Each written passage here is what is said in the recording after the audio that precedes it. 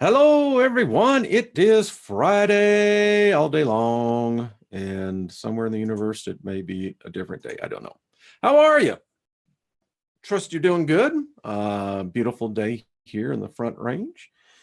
All the other people getting the snow, we're not. So I guess that's cool. Welcome, everyone, in here. Hello, Carolyn. Carolyn has her own YouTube channel. I'm going to be a guest on hers channel there. I think it's the 13th of March. Kaz, how are you? Lois, Warrior Queen, good to see you. Had my channel for over a year now and still don't have 1,000. Tell you what, Lois, let's just do a show next Wednesday. See if we can email me and I'll get you on and, you know, see what we can do. Maybe have a few others to join us. How about that? Lori, hello, good to see you. Kaz from England, hello. And Mary from Boulder, good to see you. Claudette, hello. Candy Girl, Jim, hello. Flight Risk, I love it. Darth Raven, how are you both? Andy, Think Agape Love, absolutely. Kathleen, good to see you. Susie, how are you? Namasat, Daily Adventure and Grandpa's Pet Cave. Absolutely. Melissa Holland, good to see you. Lori and TF, good to see you. Sierra, hello. Pamela, the occultist, can you see? A light beaver, hello. A dragon in the dragon soul fox, like that. Man, just a lot of people in here. So good to see you. Thank you for stopping in. No, you got a lot of choices you can go to, but hey, you know, it's the community. And I appreciate that. I think I'm just going to hold like Wednesday, a day that, if you want to come on, come on. If you're in the community, you're not camera shy. Even if you are, you should do it. Brandon, I'd like to get you on. You sent me, in fact, I have it over there, the Philosopher's Stone. I think that's cool.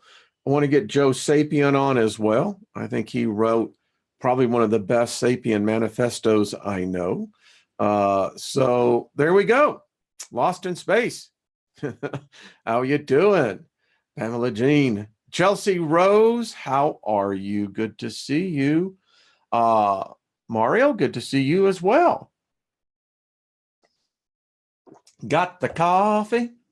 Not coffee, tea. Even if I drink coffee, it's not, my wife calls it chocolate mix. So good to see everyone. Matt, shalom. Good to see you. And Wendy has stormy eyes. Great song by the Association. Don't know if you know that. Rebecca, hello. D-Truth. Miam, I like that. Theodora. Is that Theodora? Yeah. Hello, how are you? So, great day, isn't it?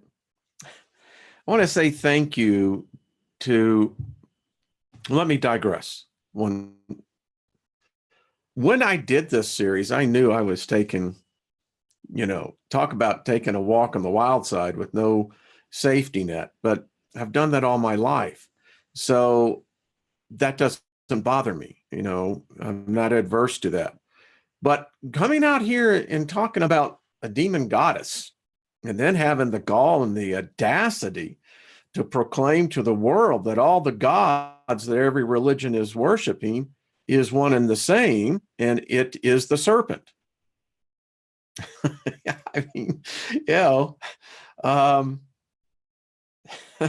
someone wrote me, and it was funny. I mean, I just laughed. I showed it to my wife, and we got such a chuckle. He wrote, he said, "What the hell were you thinking?" And he was being jovial.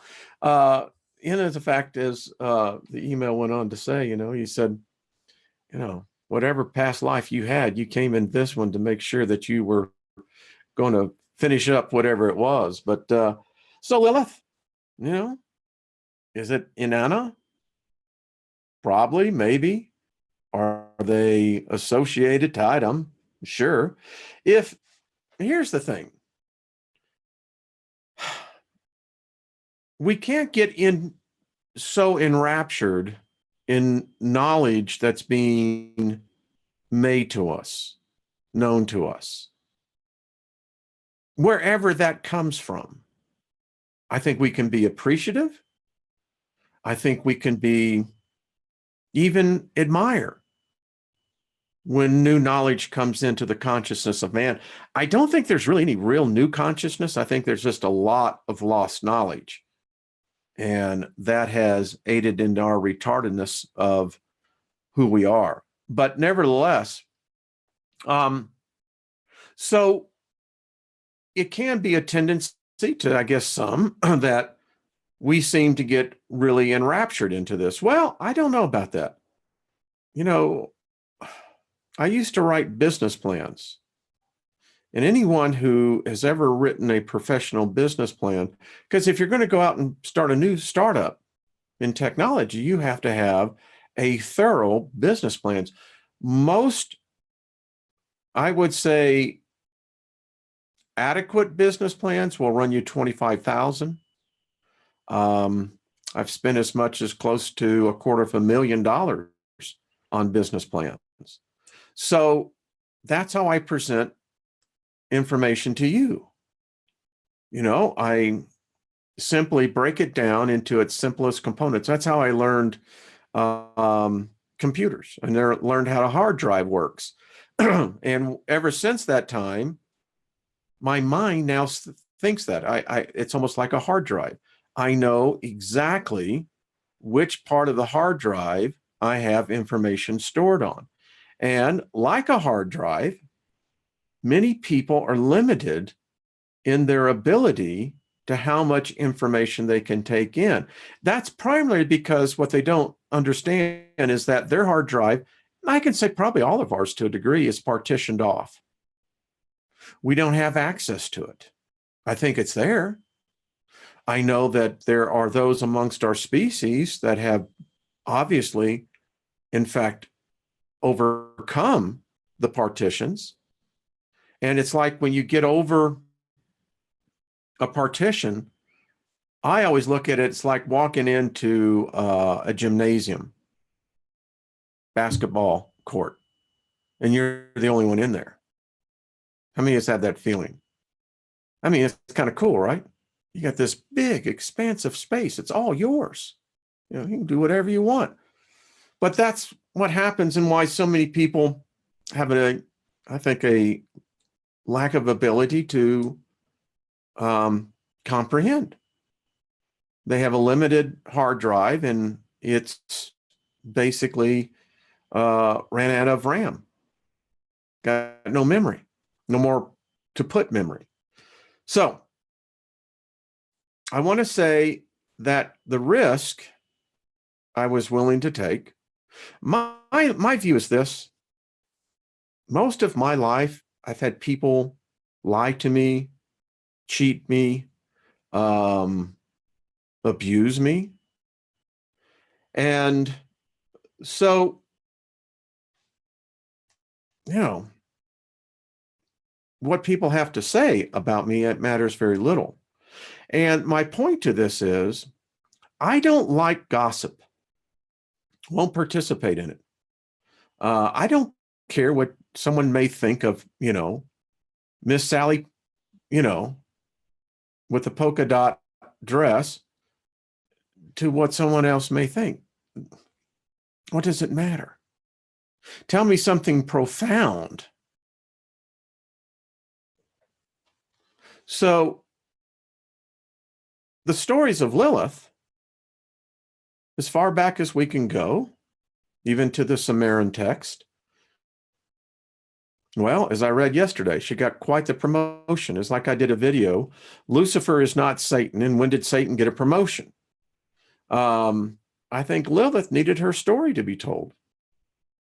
Someone asked me, when did you start, when were you aware of Lilith's presence in my life? I would say profoundly, I guess about 3 years ago. I didn't know it, but my work, you know, I'm approaching 1,000 videos. Who'd have thought? 1,000 videos. But anyway, as I look at, again, the Bloodline Invader series, Breaking the God Spell, Origins, Snake Worship Worldwide, all of the videos have all been interlaced with what I can only say is the consciousness of the feminine goddess. And however we want to call that. But it is very obvious to me that the feminine goddess story has been crushed. And someone had to step up and say, well, here's another side of a story. Is it the story? I don't think so. But I'll tell you what, just to show you, these are my handwritten notes on this book. Why do I write handwritten notes the size of another book? Because something happens when you write it down. When you're using your own energy to write, there's a transformation that takes place. Now, I have an eidetic memory. It's just something. This was my Bible when I was a Christian. This book right here is nearly 41 years old. It is filled with decades of notes, study. I have this down to memory. So when I find an alternative story, I saw the same thing in the bronze books, the Corban Bible. Read the section on creation. You have quite an eclectic group of stories on man's origins. This one I find more connection to because I was very much immersed into that mindset. And I think it's the quest of all souls to want to know who God is. Just because I reject all the world gods of all religions doesn't mean that I in any way do not believe what I would call a prime source, infinite being, the perfect being, the invisible spirit. Lilith gave us several new names to consider. So to finish my thought, I have just been so overwhelmed by the positive response.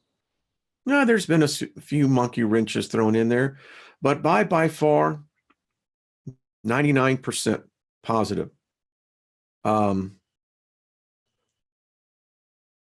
honored that I could be part of your life, that you're part of mine as we're going through this learning process. So many of you, hundreds and hundreds of emails, no exaggeration on that, of people who have found answers, people who'd given up hope, who had fallen in despair and just basically had given up on maybe the quest, are now back in the quest, eager, rejuvenated. And again, whether this be truth or whether this not be, there is truth sown within it.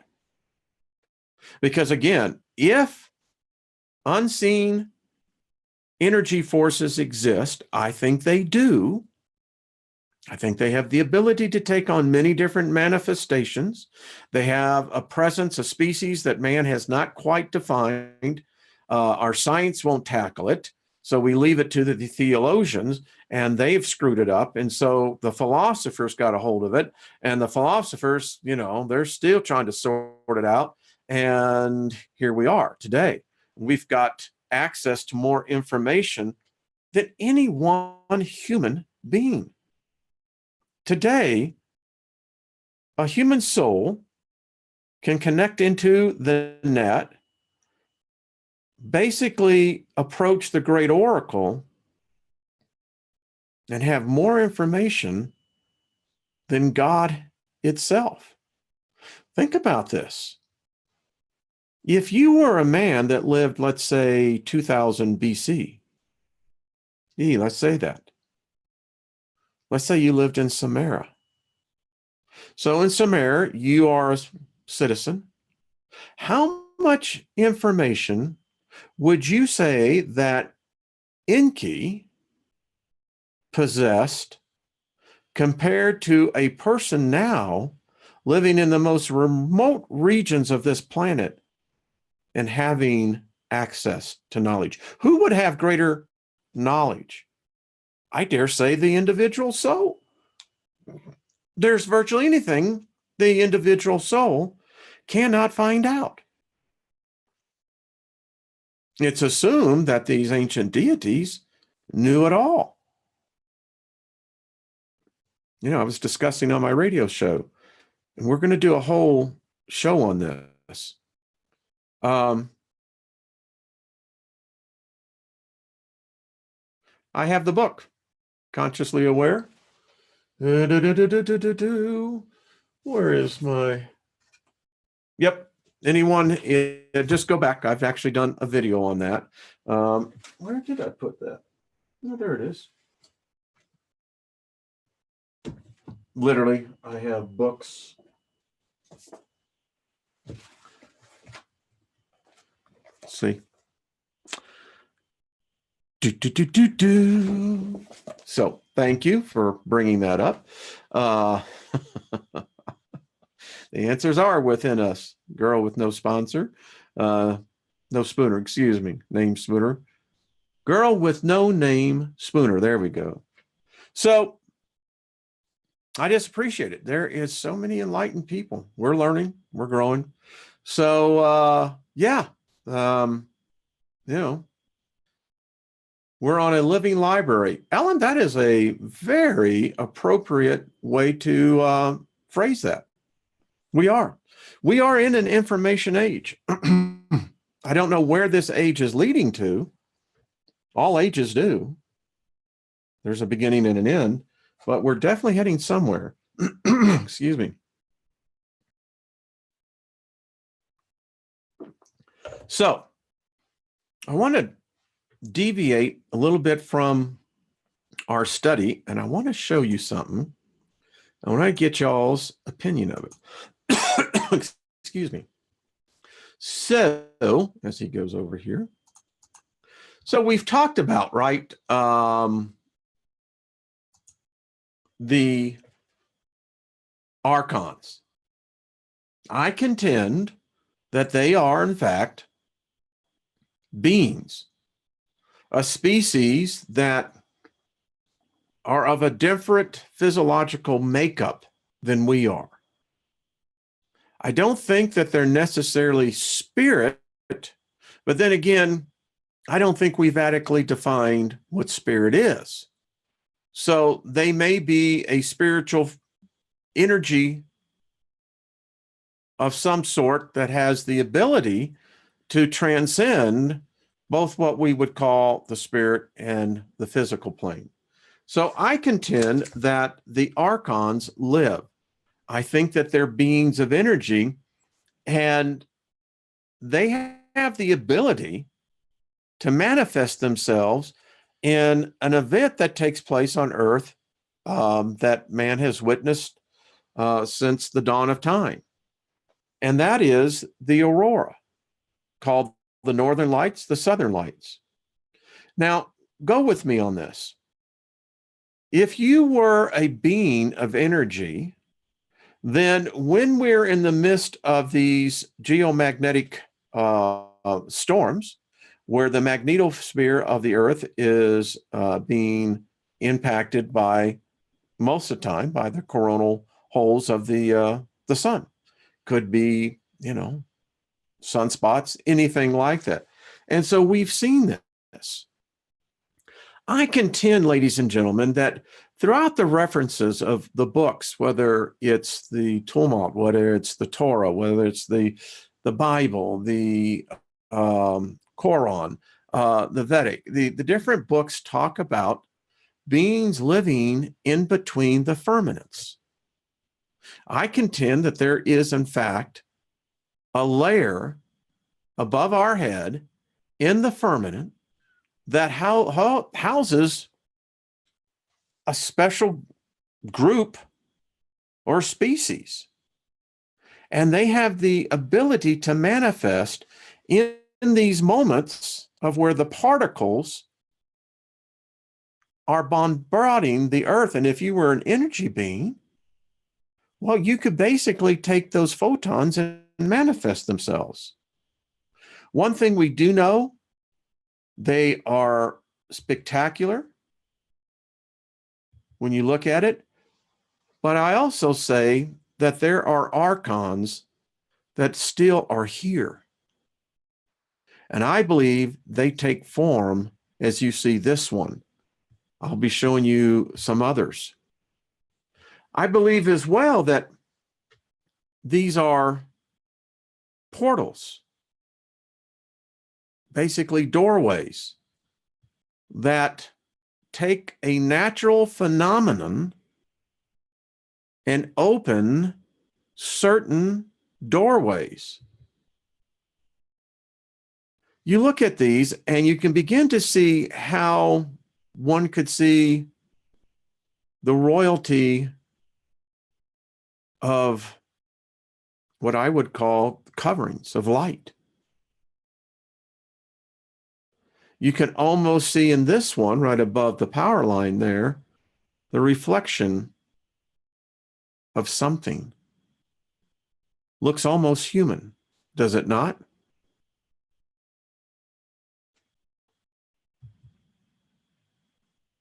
As we see other manifestations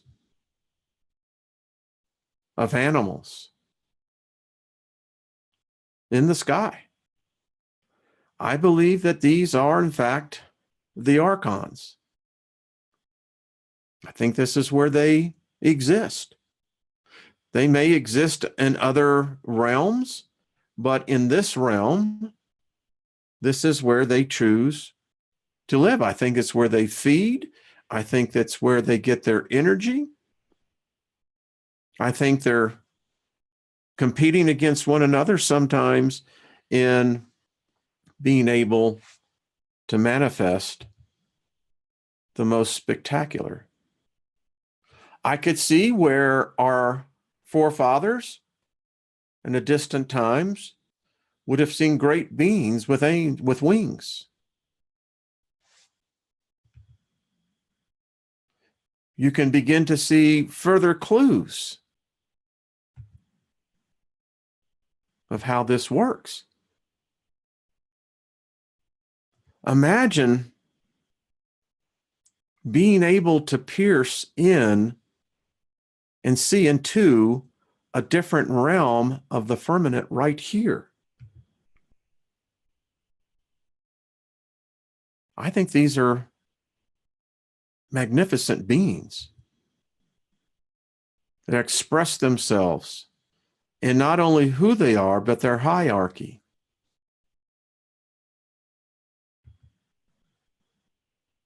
And when you see, again,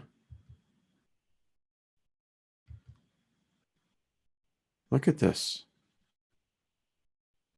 Do you see the face? This is a woman. I've looked at this very close. This is a female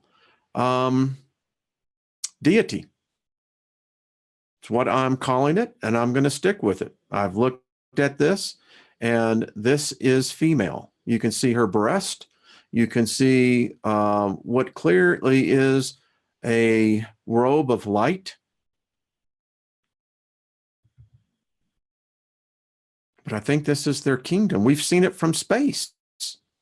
We know it has a position in the firmament.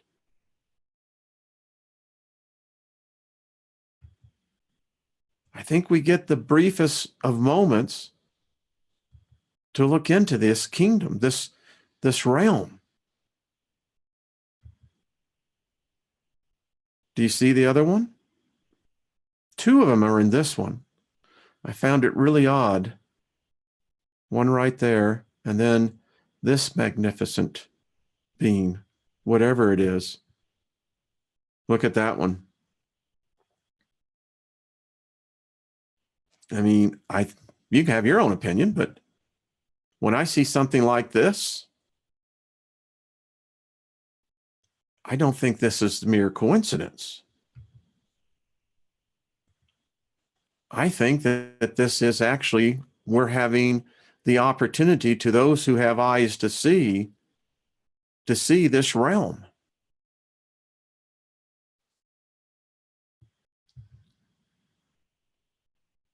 And they take on the most phenomenal images.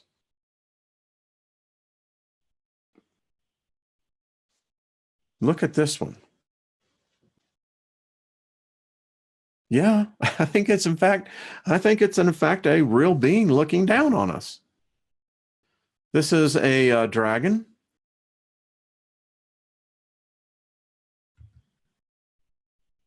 And then this that appeared 3 days ago. By the way, this one should not had manifested at all.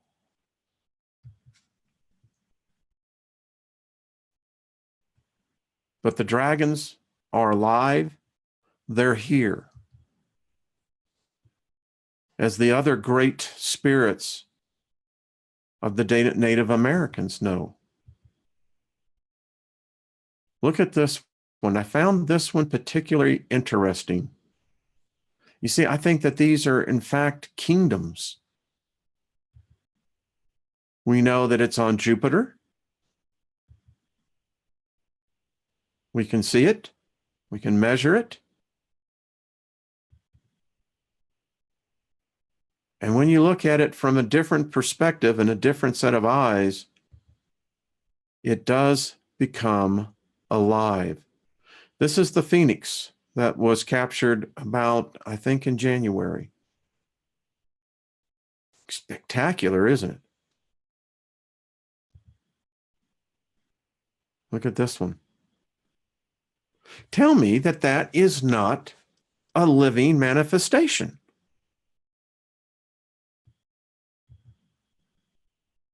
This one reminds me of approaching a throne of a deity when I've read the throne was immersed into a curtain of light.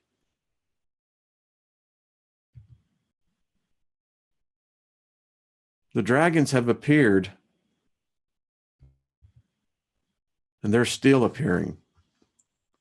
So I just wanted to share that with everyone. Thought that you might find that of particular interest.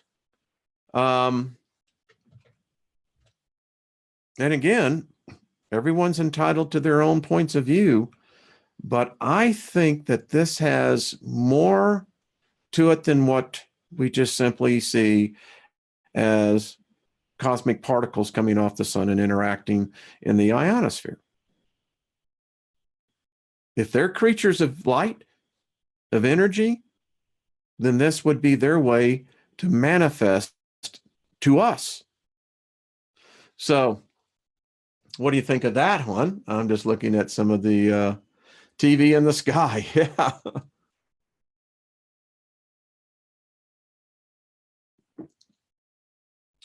So, yeah. Where did you find all those photos? I work hard. I went through literally hundreds and hundreds of them. And as you can see, yeah. So, all right, let's get into our study here. We're going to, today's revelation, well, go ahead and improve Gnostic post there. Well, thank you, Barry Chad. Appreciate that. Yeah, I know about mud fossils. Yeah, I know. And it's just, hey, listen. Imagine if you were baking a cake and you forgot to put the baking powder in it. It would screw it all up. We'll get to it. But let's visit these magnificent beings, as I say.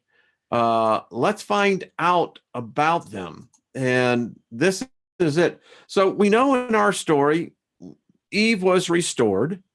The pure light was put back within her. And once again, Adam and Eve were the target. They were targeted, by all the so-called superpowers and powers that thought they were greater.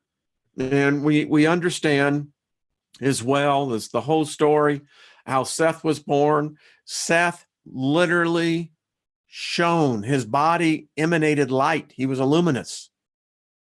I think that is our true state of being. I think Seth lies the hope for all of us, that's where we will be eventually restored back into the light, the clear light glory that is ours, that has been given to us, and that rightfully is our heritage, and we are heirs to that. I believe that the book shows that Samuel, God of this world, hates us, and you're going to find out just how much this God really hates us. So we picked up that there was rejoicing in heaven because the light of Babylon, the Shekinah glory that had been dimmed in Eve with the coming of Samuel, was restored to brightness. In the fullness of time, the soul of Adam will ascend and take its place beside the mighty one, the Autogen, the Messiah, in the light of our Mosul. The soul of Seth will ascend to the second eon and dwell in the presence of the light of Oriel. The seed of Seth will arise even into the third eon and in the light of Deb-Bethith. This eon is destined to become the seat of prophets. Now, when I looked into this, there is this thing that runs in our species, that there are some, male and female, that have the natural ability, it's a gift given, embedded to them, that they are not so much, I would say, as what we have a terminology of prophets. Most people see prophets today as Profits. But these are beings of us that we got the gift of foreknowledge. It's spoken in Paul's writings and his epistles in Corinthians. So I find it interesting, again with Paul. This book existed before Paul did. And yet I see his writings that he has extrapolated from this book into his own doctrine. The souls of all those who repent of their wickedness will fly up to the fourth eon and the light of Alabeth. Now that's good news for all of us. Now, this is not the good news, but we've been given what this applies to. It doesn't apply to you and I. All right? Adam's other descendants. Now remember, Adam gave birth to a whole line of, all right, I could say hybrid. I don't know if it would be a subspecies, probably. But anyway, they have a different set of laws, I guess. And they still walk among us. Anyway, we'll get into that later. Those other descendants of Adam, on whom the opposing spirit, now get this, the opposing spirit, that indicates, when you look this up, this is, well, how do I say it? This is the Satan. Yeah. This is the enemy, the opposing spirit. And it casts its long shadow and will be led into evil and burdened with forgetfulness. I know it gets confusing, but they screwed with us, man. They jacked with us. That's all I can say. When at last their souls leave the dust, they will be handed over to the demons of God and be bound in chains and cast into the depths of Gehenna, where there is no repentance. There is much wailing and gnashing of teeth. Where have we heard this before? And in some cases, they literally took it off the pages of this book and inserted it in their book. Such souls are ravished throughout eternity in natural and unnatural ways. They find no pleasure in their defilements. Well, you can see where the Christian doctrine, and dare I say, Muslim as well, maybe even Hebraic, I'm not sure. We get where they got their power matrix from. I mean, you start preaching this and you start putting this into your doctrine, you'll scare the hell out of people. And that was the thing. Now, this is the Song of Lilith. You've got to stay with this because the ending of this thing, well, we'll just get on board the bus, all right? Oh, my love, you are lost. The sun bows his face towards the western mountains. You have forgotten the places of your beginnings. You wander on the steep, and your feet are covered in blood. You flee through the valleys, and the gathering mist swallows you up, and the shadows claim you. The road is overgrown with thorns. The wild asses graze in the thoroughfares. A thief in the night has stolen the marker stones. Now, if any of you don't know what the marker stone is, back in the days when they had the Silk Road, the other trading routes, there were marker stones that were put along the way so that the traders that were bringing the goods across the mountains and the deserts, they would know. Well, if someone stole that, you could get yourself lost very quickly in a world of hurt. Twilight falls between you and the tribe of your father that went before your face. Love the word tribe. Again, this book is replete with, well, it's in a code. You write this thing out, if I have, literally word for word, and you actually start seeing it. Their footsteps are swallowed up. Their voices cease to echo from the hills. Abide with me this night, and I will comfort you. Beneath the open sky, I will shelter you. Lie at the crossroads with your head upon my lap. White my thighs are, as the wings of the swan newly fledged, soft as down that lines the nest of the waterfowl. Will relinquish your cares to the day, and I will soothe your brow with kisses. My tongue drops with the sweetness of honey, the lushness of the pomegranate that splits with ripeness. Even my lips lie ripe upon your lips. And if you think that this sounds like the Song of Solomon, you're right. Yeah. Drink the wine from my mouth. My mouth is a chalice and is brimmed with the wine of desire. Become drunk upon my kisses, O lonely travelers. So it means that there is more than just one, folks. Seek shelter beneath the archways of my thighs. My thighs are mighty pillars of alabaster that hold up the star-shot filament. And you see, this was another one, the firmament right there, constantly. It's in all the books. Refresh your tongue at the cooling fountains of my breath. My breast are distant snow-capped mountains from which tumble foaming torrents. Conceal your face amid the tangled thicket of my hair as a dense forest of fragrant spice trees. Hide yourself deep behind the strong gateways of my womb. My womb is the house of holiness, yea, even the holiest of holies. Now, I have in my library a book by Andrew Murray.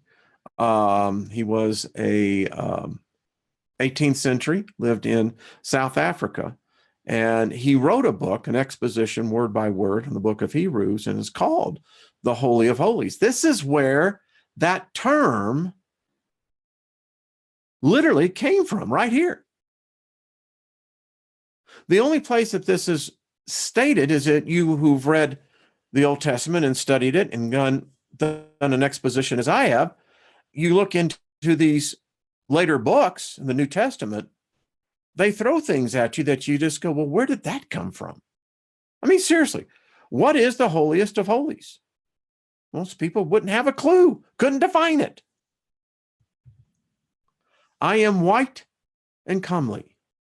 My countenance shines like the pale light of the moon in her splendor. Enter into my secret garden. Now, in the book, those of you who have it, you probably may have missed this. That is in capital letters. It's not a metaphor here. It signifies a specific place. The secret garden. And lie within my bower. Stay with me, O my love. Give no heed to the passing of days.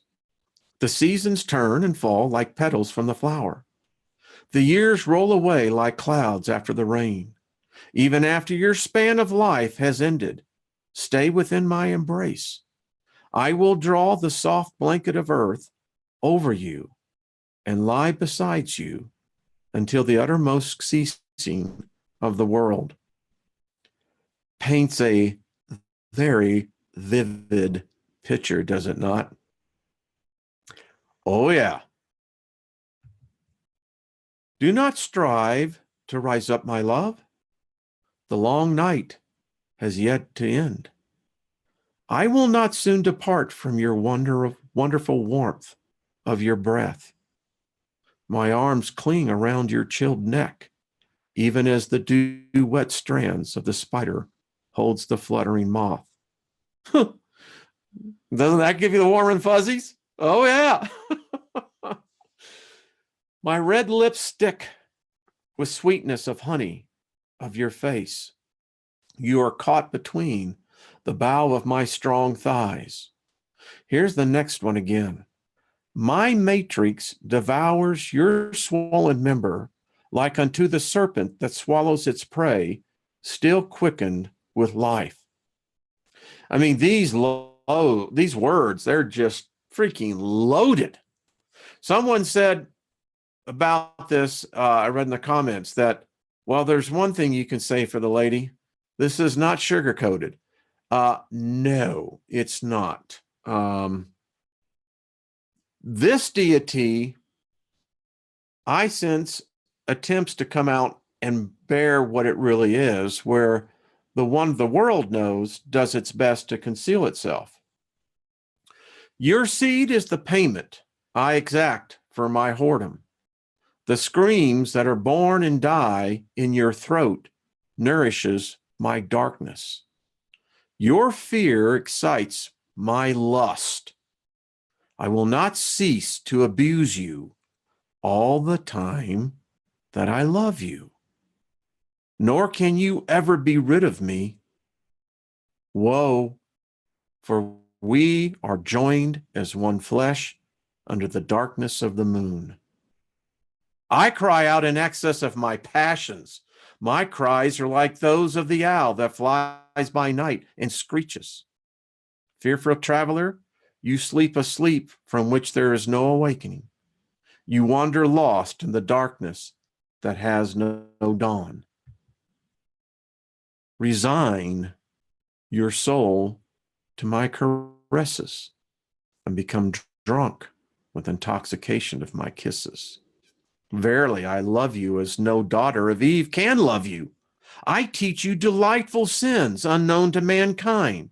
The pleasures I give are keener pleasures. The way I open are deeper ways. Put aside vain regrets, you fool, and forget the rose color of dawn. Make deaf your ears to the cock that crows. Nestle forever beneath the velvet shadows of my loving caresses. My child, my flesh, my very own. How could you ever think I would ever forsake you? I am black and terrible of aspect. My eyes are quick and coals that smolder with emerald rivers in the caverns of my skull. Sharp are my teeth like those of the dragon that crushes its foe in deadly embrace. Sharp my envenomed nails like the fangs of the viper that hisses. My lips are ruddy with clots of gore. My mouth drips with fresh blood. My forked tongue is black as death. The stench of carrion hangs on my breath, and flies come and settle upon my cheeks. Yes, my breast like unto the hills of Guiana. My thighs are based columns of ebony that extend down even to the very foundation stone of the abyss. Seek not to flee, O my love. My arms restrain you with terrible strength. I bind you to my breast with the rank strands of my hair. I am a jealous God. No other God shall lie with you. I am the heavenly harlot, the queen of all pleasures.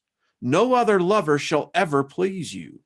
You are the source of my delight, as is a corpse is the delights of the jackal in the desert. The Song of Lilith.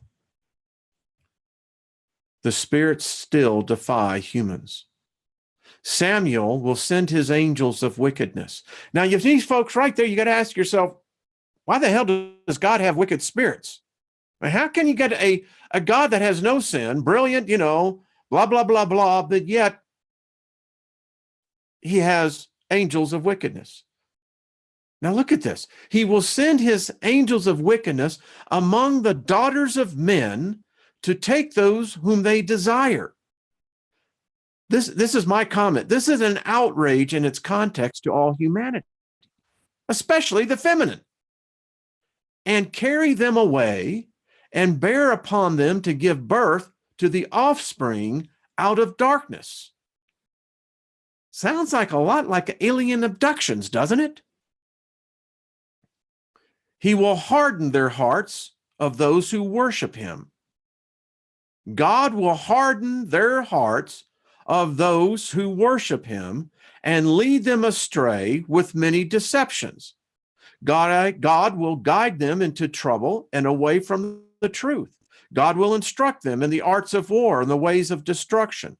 They will grow old before their allotted years in the multitude of their miseries that God puts on them. In this way, the first archon seeks to enslave the whole of creation, capital C, and cast all of mankind into bondage. Now think about the Lord's Prayer on this. Read that prayer the ways. They're revising it right now. Yeah, that just kind of makes it really weird for me when I think that, okay, well, why are you right? Because it says, God, lead us not into temptation. What? Why would God lead you into temptation to begin with? So on Monday, we're going to get now into the names. And folks, I can assure you at the end of this book, those of you who've read it already, we're getting now near the end of the Liber Lilith, and the rest of the book is about my relative and what he did and etc. But yeah. And the reason why it's important for you to know these names, whether they're real or not, is that because it gives you knowledge of understanding of a hierarchy of an unseen realm that for the most part has been left to superstitious ambiguity of thought and therefore leading to many false conclusions. So it's interesting. And I see us next week probably doing a whole show. And those of you who would like to come on, maybe do a roundtable of you. Those of you who have been through all the sessions, where we can actually do, when we get to the end of the book, kind of do like a roundtable and really discuss what was it that Lilith was really trying to bring out. I think she brought out a side that has been hidden. The world would not worship a serpent, but they do. We've said this. The videos are out there. You can't say that you don't when you do. Even if you don't think you do. It just doesn't work that way. So just invoking favor on all of you. Yeah, I waited to the end. I know. Nothing missing, nothing broken. Full restoration. Doesn't that word have more impact now? Restoration, folks. If that isn't the plea of the soul of humanity, I don't know what is. We want to be restored. It's what we all desperately seek for. Yeah, it gets, and for me, this will be one of those books as we continue to move on that will have impact. And I dare say all of you will be able to handle a conversation with the others who have never heard this book, don't care to, they're scared. I wrote to someone, I said, isn't it amazing how I can mentor Lilith? And they've got two kinds of reaction. I don't know who that is. And you mean the demon goddess? Yeah. She's a cool, very, very mighty, powerful presence. Now, some guy asks, he says, well, do you see yourself worshiping her? I'm not worshiping any spirit. The thing you don't understand, there apparently is only the sin of when one spirit degrades itself to bow to worship another spirit. You don't do that. No spirit is worthy of worship of any kind from a man. And I mean that in both the feminine and the male as well. We are gods. That's what Lilith said. I was writing to someone today, and Peter brought it out. Very good, Peter. He said, it hit me. He said, Lilith said, awake and eat, you're God. Now, what the Bible did, they twisted it and said you would become like God. No, you're already God. You're just going to wake up to the fact that you are. And the subjugation of our species for who knows how many millennials has led to the dampening down of our consciousness collectively, where we see ourselves as a slave species, desperately seeking a redeemer. And the redeemer lies within. You cross over, I'll guarantee you, those of you who have been through these sessions, whatever awaits, you are going to be much more knowledgeable. And when you learn these names, if the spirits exist at all, then they have names. You will not be defenseless this time going through. You are going to have the armor that few ever ascertain. Woo! Got myself excited. And we're going to be doing the Book of Ra. We got that. Folks, in the months to come, this is just one. But we're going to be getting into others because there is laced with truth. Again, we seek to worship no God. We seek simply to obtain our rightful position. And if that means coexist I don't think it means coexisting. We are gods. And if we're ever going to rule as gods, we have to begin to rule ourselves first. And the first thing that you have to do is throw off the veil of ignorance, superstition, fear. They're not going to hurt you. Someone wrote me, why have you seen a difference? Do you think Lilith is around you? It's a peaceful place here in my house. I have sensed a very great presence. Am I afraid of it? No.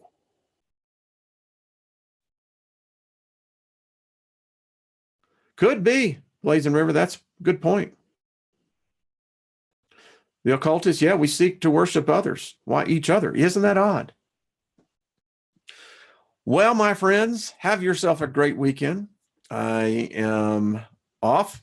Got things I have to do. Mostly lots of reading. But enjoyed this week with all of you. It's been great. And thank you. You really make my life. You know, it's the thing is that I swear it's almost like we're getting younger here. And I appreciate all of you, all the moderators. Thank you. All of you that have stayed here and have made this community what it is. It's a family. Who'd have thought? Who would have really thought? But I think so often that word is so flippantly used, but there is one here. Compassion, caring people, relationships of friends being built, transcending distance and time. I think that's what it's all about. So I love all of you as well. You're good men and women. You're delightful light beings, and that's how I see every one of you. And even the ones that try to give us sometimes a hard time. But we're strong here. And I know most of you by your handles of yourself and then by your words. So y'all are the best. And they can't beat us down. We may not always agree, but we know this. We're all on the same path seeking the very same answers. And that should bind us together, if anything. You know, if you see the person next to you walking step by step with you, well, then that's a soul you can be a part of.